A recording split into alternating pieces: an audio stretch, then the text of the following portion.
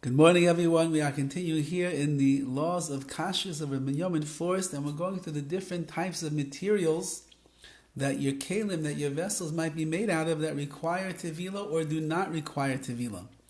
Din kli zechuchis. What about glass? Klei zechuchis einam chayavim betevila min haTorah. Since that glass vessels are not mentioned in the Torah, that means that there's no Torah obligation to be toivel to take your glass vessels to the mikveh. Nevertheless, since that the qualities of glass have a similarity to metal, what is that? Because just like if metal breaks, you could do what's called hatacha, you could melt it down and you could put it back together. So too, says Rav Force, the same thing is with glass. You could also melt down the glass and you could put it back together. So therefore, and therefore on a rabbinical level, it's obligated to go to the mikveh, and you would even make a bracha as you're toiveling your glass vessels.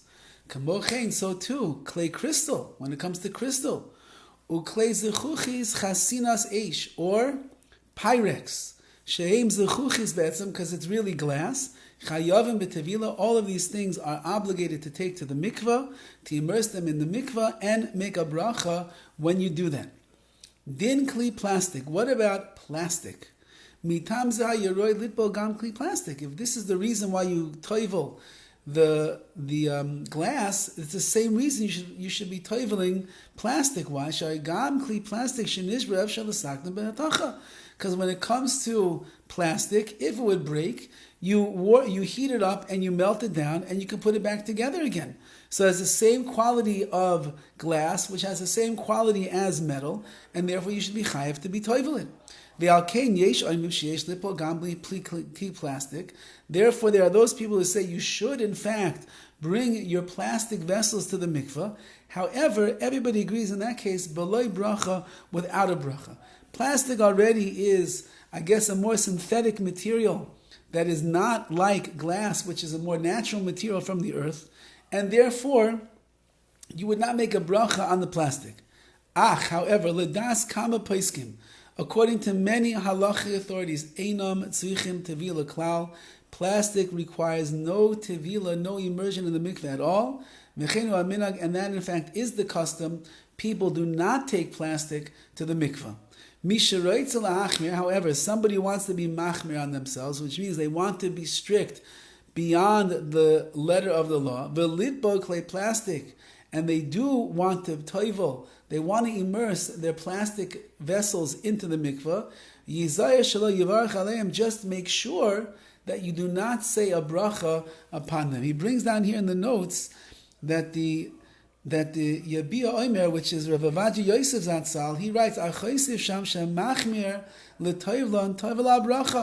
a person who wants to be toivel plastic vessels into the mikveh, so bracha will come upon them for doing such a thing.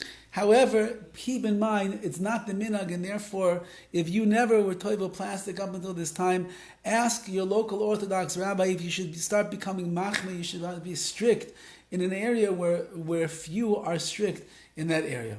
That would mean that any time that you get plastic, that would even mean your plastic cutlery that you're going to use. That would mean the plastic tongs and the spoons and stuff like that. Perhaps even that you'd have to be toivel, and that already would be a lot of effort and a lot of work.